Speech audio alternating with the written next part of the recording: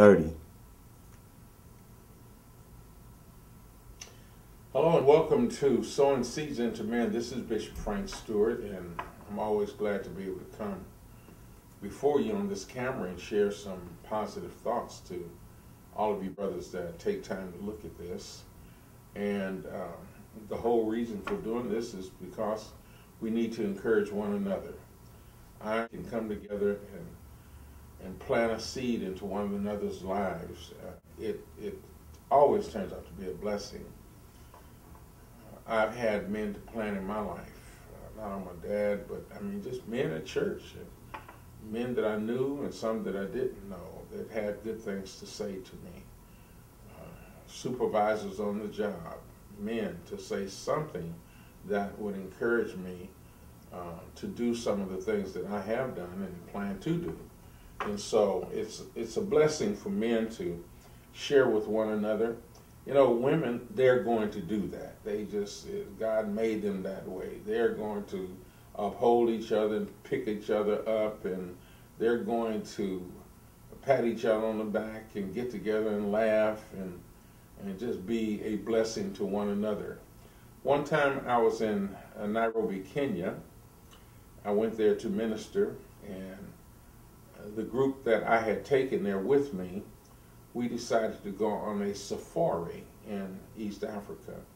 Now, I've been on safaris in South Africa and East Africa. One of the best safaris that you can go on is in East Africa, around Tanzania, Kenya. I haven't been on one in Tanzania, I've been right by there, but I've been on those in Kenya. So while we were driving out to what they call the bush area, and this drive had to take, around 5 hours, and we rented a vehicle. I didn't drive it, but we had a native person there driving it, and so we're way out in what they call the bush area, and passing through different villages, and I look up and I see at a distance these Maasai women. They were all dressed up, and they had their hairs cut, bald, and they had the red and typical Maasai colors and their decoration.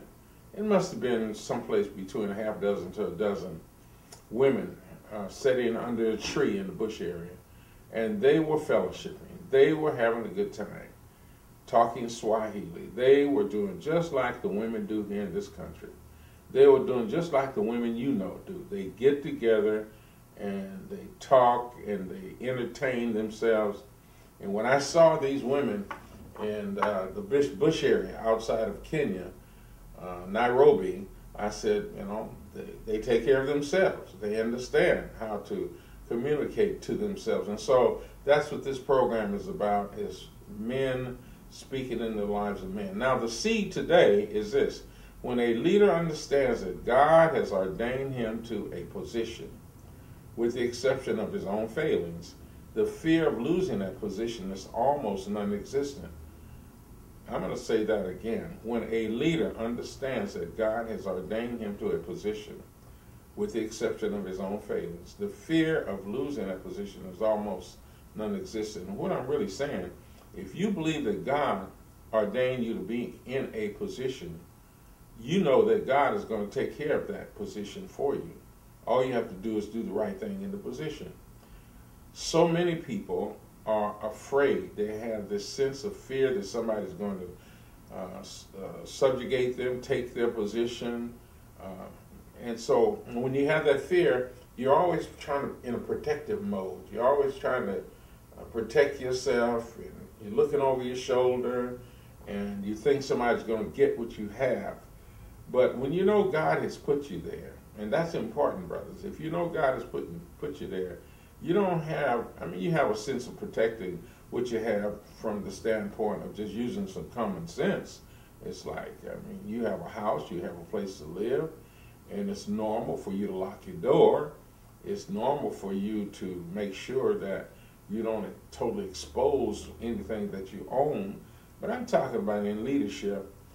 As a pastor, I've seen so many pastors, they live in fear that somebody's going to take what they have. So consequently, living that way, they don't let people get involved. They don't choose good men to work with them. They don't choose good supports to work with them because they're afraid that that support or that good man or that person that's going to assist them will get more influence and influence people and take their job.